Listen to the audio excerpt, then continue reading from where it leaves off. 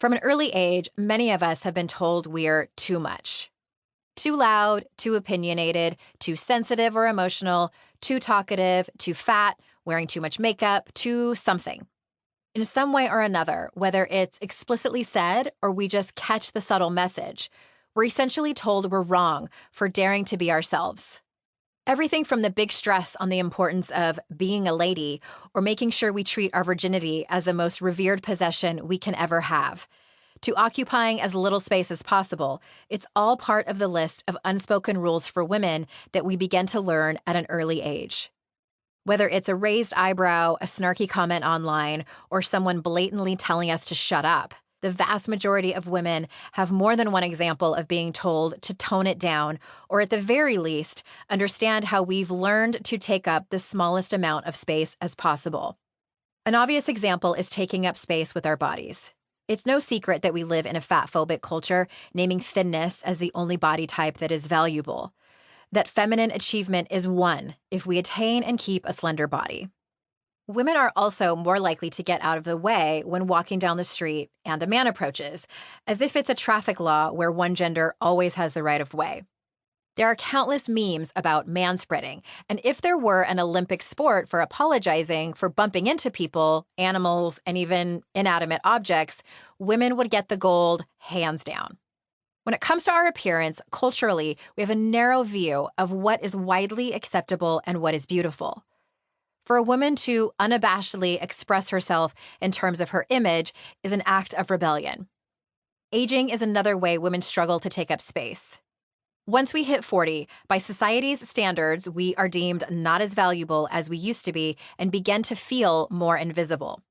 To be an older woman and take up space with our voice, appearance, and opinions is, in effect, an act of defiance in a culture that tells us our time of relevance is over. Race can add another obstacle around taking up space for women of color. Jessica Sharp, 31, says, "As a millennial Black woman, I feel like I have to think about how I show up with a particular organization. I have to decide if I should show up as my full self.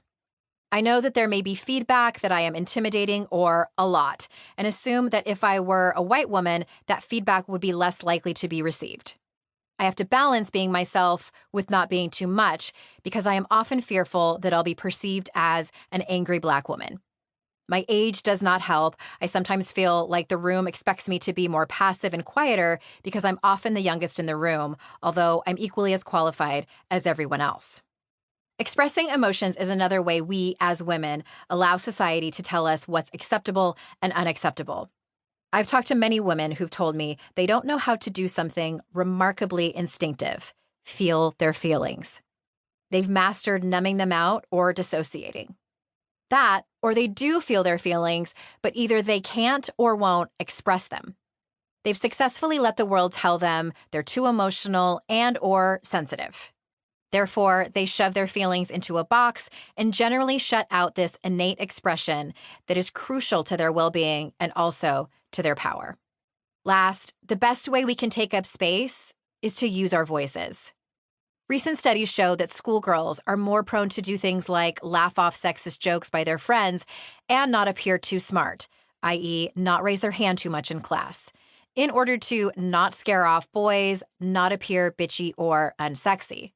This mentality and behavior continues into adulthood until we've created the proverbial box for ourselves, the box that contorts us into who we think we're supposed to be, compliant, malleable, and never taking up our share of space. I worked with a client who told me she typically had ideas and opinions she wanted to share at weekly work meetings, but never elbowed her way into the conversation. When the meetings were over, she would spend hours rehashing them, imagining what she would have said and how she would have said it, as well as beating herself up for staying quiet.